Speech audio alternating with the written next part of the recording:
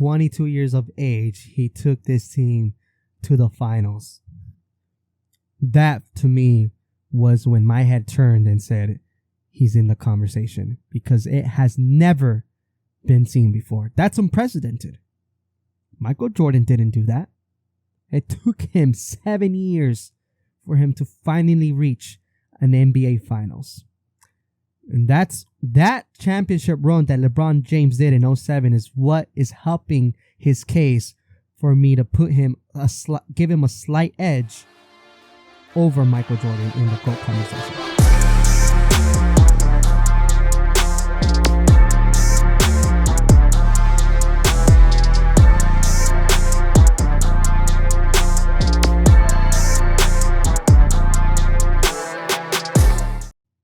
Crunch Time Studs! Great to have y'all here. If you're just tuning in and new to this platform, I just want to thank you guys so very much. This is a platform where we rant on juicy, crunch, or cringe takes of all sports and athletes all around the world, and those crunch time moments that make them or break them. So don't forget to follow, like, and subscribe to the channel for more content. And without further ado, let's kick off the Crunch Time Show. For today's episode, I just want to touch base with a subject that's been making its rounds through the internet. And it's basically the great old Michael Jordan versus LeBron James debate and who is the greatest of all time. Essentially, what happened was that Rich Paul, who is the owner of Clutch Sports and LeBron's agent, went on an interview podcast with Gil Arena and basically made some controversial statements, which is why the video is making its rounds through the internet. Of course, in the interview, he was saying some things which we're going to right now react to and take a look at. Not really going to get the real answer from anybody per se. Now, everybody's opinion, they're entitled to their own opinion. Everybody got their own opinion, and I'm fine with that. But then you got this TV component where there's people on TV saying what they feel, but that's kind of tainted too. That's interesting. Because we all know the difference between Mike, LeBron, and Kobe. Yeah, we do. Mike and Kobe, they didn't care. But see, Mike and Kobe, I feel, were the most similar. Their games were more similar. The championship runs that they had, I think Kobe was the closest to Michael Jordan. Yes, Kobe and Michael Jordan have their differences, and he is right on that. But they were also closely similar. Friend or not. Matter of fact, they don't care to be your friend. They don't want to speak to you, period. But what does that do? That makes you want to be their friend even more. All right. All-inclusive. Right? Okay. All-inclusive. Okay. Familiarity breeds disrespect. Okay. A little bit about that disrespect. Stephen A. Smith went on the podcast P Show recently. Cap. We gonna get that immediately. Nah, they're going straight into the disrespect, right? They just used that one word to delve into a completely different subject, but let's continue watching. Immediately, he had this to say about when he told you he had LeBron at number 2. I got him as the second best player in the history of basketball. I got him ahead of Kareem. I got him behind no one but Jordan. And I said to Mr. Chirper himself, Rich Paul, my boy, and I said, you act like that's an insult. This dude. You know, Stephen A. Smith he's such a prick, man. I think he's a respected journalist. You know, he does his job well, or at least he used to do his job well, spoke only on the facts, gave his opinion on the facts. But ever since he took reins of the First Take show, his takes have been a little off, and you don't really see that with a respected journalist like himself go off and take some wild takes and make some wild statements. But to each his own. He probably needs the ratings. He needs to keep his show at number 1, and he needs to generate those clicks or those viewers. So it's understandable. He's trying to keep the show alive, but at the end of the day, you kind of lose a little bit of credibility with Stephen A. Smith. first, I can go on and on. That's a different topic. I can go on and on about him, but right now let's just focus on this interview. It is an insult. I said, get the fuck out of my face. What? Get the fuck out of my face. That's exactly what I said to him. I don't want to talk to you no more. You can't talk to me about it. Wait, so Stephen A. Smith told Rich Paul, get the fuck out of my face, and Rich Paul saying cap. Oh gosh. Sir, we got you here, so I need to know on the record, did Stephen A. really tell you get the fuck out of my face? So Oh. Let me ask See that's the look right there. That's the look like, come on, man. Let's see that look. Let's see this look. Get the fuck out of my face. Yeah, this is a look of I don't give a fuck. This is a look like, come on, really, man? let me answer that question. I just need to hear Cap one more time. Come on, man. Anybody in the world know me? You're not gonna say that to me. First of all. Ooh. Now, if you want to add He's demanding respect right off the bat. context to it, because Stephen A. is my guy. We have cordial conversation, but I'm not. I can debate all day long. So when you talk about, there's no such thing as get the fuck out of my face. No. Now, Okay. Okay. now you can say, oh man, get out of here. Let's just add context for the viewers, right? Okay, fine. Okay, so we move on. All right. Um, Yeah, this was a unnecessary subject. Well, I don't know why this was brought in.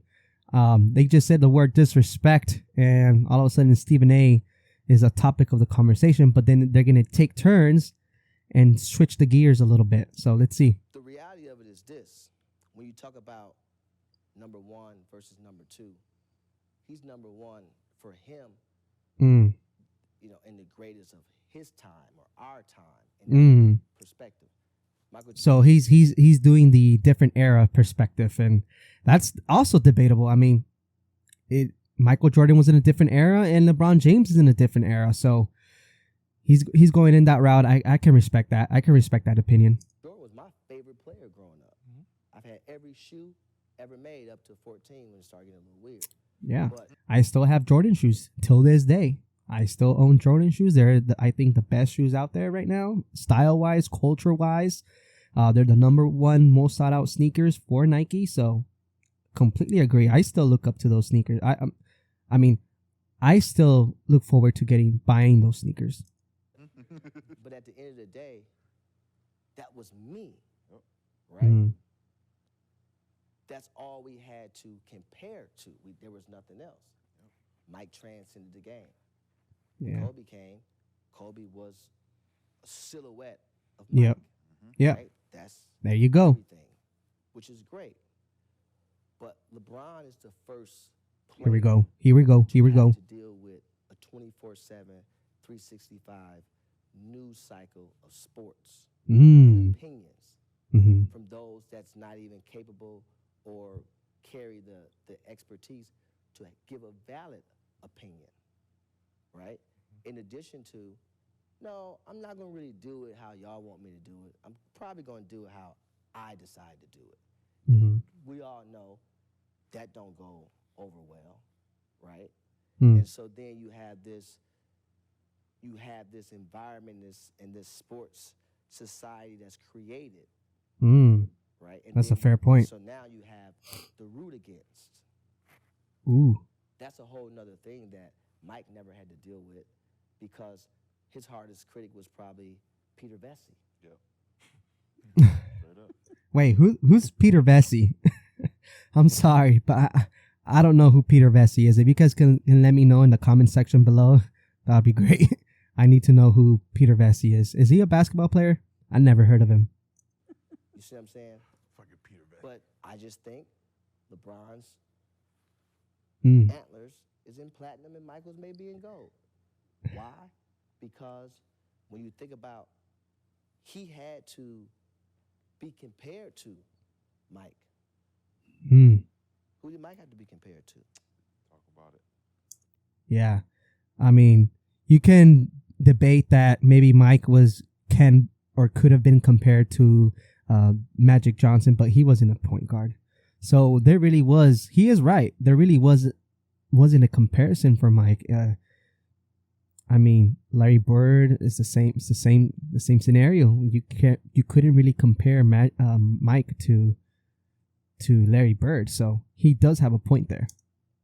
Right? You talk about, oh, he lost this X amount of finals. Well, how many finals you been to? 2. How hard was it to get there? Extremely. How many finals you been to?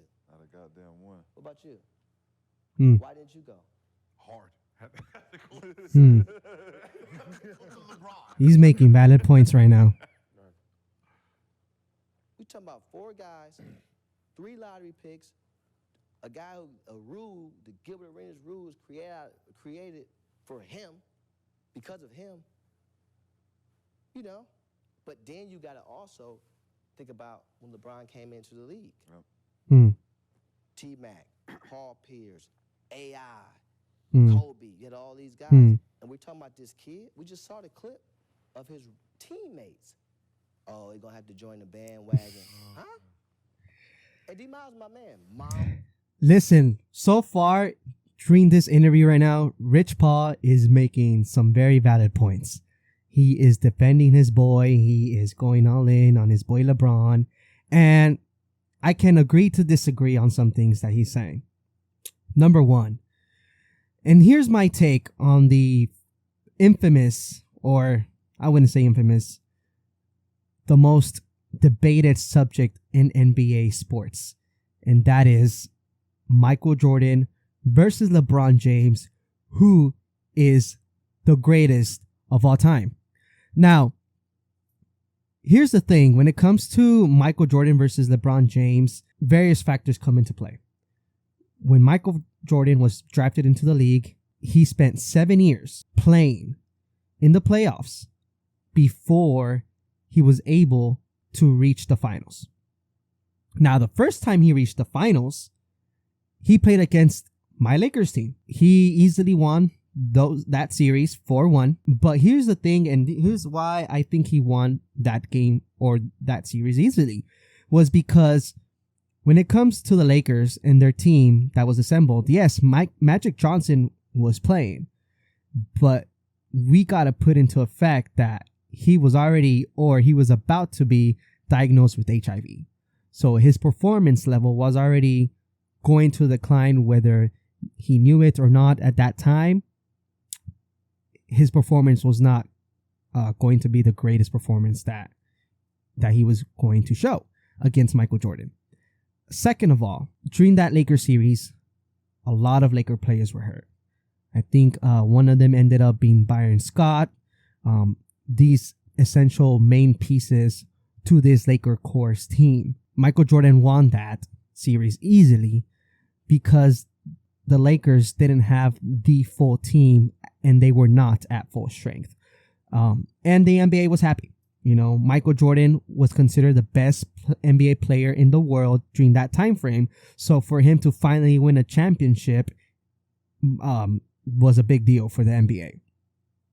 Now, he went on, and obviously we know Scottie Pippen was in his team. And then he went on to win a second championship. Then he went on to win a third alongside Scottie Pippen. That's doable. In today's NBA world, if you have at least 2 superstar players, you're not guaranteed, but you're most likely going to be in the playoffs, and you're going to make a deep run because anything could happen. Now, he retired, right? And he took off some time and he went to go play baseball because that was his father's wish. And then he came back. The first year he was back, he did not win. He went off to the playoffs and didn't make it to the finals. So, for one, that's already a record that we could sweep under the rug. Why? Because he didn't make the finals. So, I guess that year doesn't count and is swept under the rug. In 1995, in 1996, he won his 4th championship. But when he lost that first year, when they lost and didn't make the finals, the team, the Chicago Bulls team, decided they needed some reinforcements. And this is when Dennis Rodman came into play. During the 90s, the game was slowly changing, right? The NBA at that time had a very defensive plays, strategies, and there was a lot of contact. Not a lot of fouls were called. A lot of, maybe you can say, NBA players got away with a lot of dirty calls. So to bring in Dennis Rodman, who had an excellent defensive mind, was able to bring in some contributions to the Chicago Bulls team. And here's my thing. Once he was brought into the team, Michael Jordan never looked back. Again, he was able to win the championship in 1996, 1997, and 1998 with Dennis Rodman and with Scottie Pippen. Now, here's my question, and I want to ask you guys sincerely, just ask you guys this. People say that LeBron James created the Big Three, and this has been a reputation that has followed him throughout the years because it brings in a lot of doubt, it brings in a lot of naysayers, and it brings in a lot of LeBron haters to make the excuse that LeBron couldn't win alone, and therefore much less with a second star alongside him. So he needed two more superstars so he could reach the NBA Finals. Why is it that when Michael Jordan was with the Chicago Bulls and he won the championships in 1996, 1997, 1998, and playing alongside Dennis Rodman